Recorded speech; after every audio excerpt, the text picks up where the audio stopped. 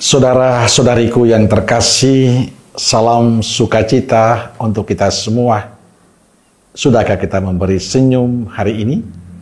Kamis 12 Juni 2025. Hari biasa, pekan biasa ke-10. Kita awali permenungan kita dengan tanda kemenangan Kristus dalam nama Bapa dan Putra dan Roh Kudus. Amin. Permenungan kita diambil dari Injil Matius bab 5 ayat 20 sampai 26.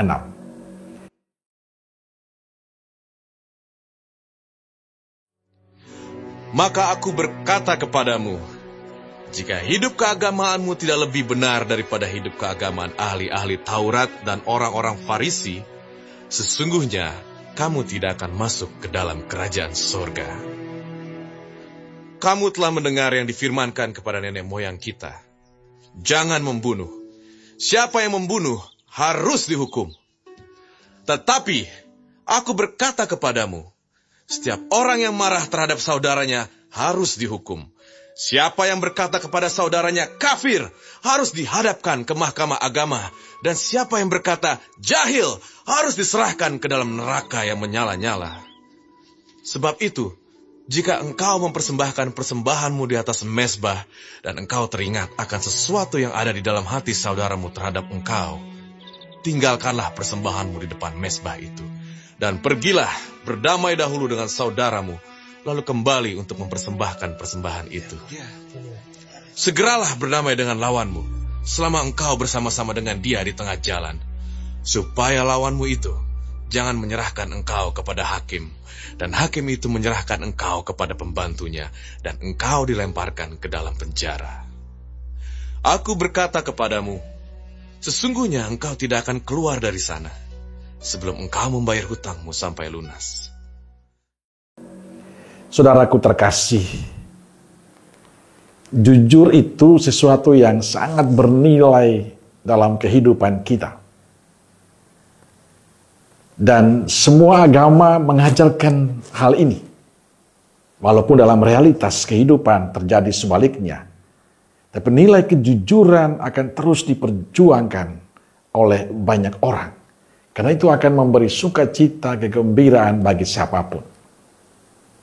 Yesus dalam Injil hari ini mengajak kita untuk hidup jujur. Nampak dalam kritikan Yesus pada para pemuka Yahudi yang munafik, yang tidak jujur. Dengan keras ia mengatakan, jika hidup keagamaanmu tidak lebih benar daripada hidup keagamaan ahli-ahli Taurat dan orang-orang Farisi, sesungguhnya kamu tidak akan masuk ke dalam kerajaan surga.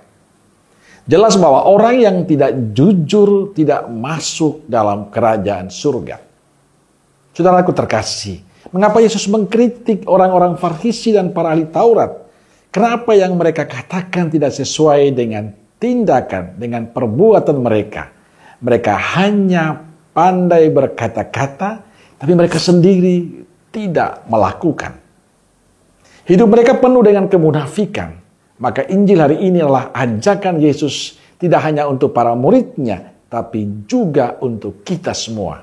Agar kita belajar untuk hidup jujur. Kita diajak untuk memurnikan hati kita untuk Tuhan. Hal yang perlu kita perjuangkan terus-menerus dalam kehidupan kita adalah belajar untuk jujur. Berkata jujur dan bertindak jujur. Untuk bisa menjalani apa yang dikehendaki Yesus ini, tinggal bersama Yesus adalah cara terbaik. Karena itu kita harus lebih tekun dalam doa-doa kita, agar hidup kita, pikiran kita, hati kita menjadi hati, pikiran dan hidup Tuhan. Kita mohonlah kepada Tuhan, semoga kita terus berusaha menjadi pribadi-pribadi yang jujur. Sehingga kita sungguh berkata jujur dan bertindak jujur dalam kehidupan kita setiap hari. Amin. Semoga Allah yang Maha Kasih memberkati saudaraku sekalian, Bapa, Putra, dan Roh Kudus. Amin.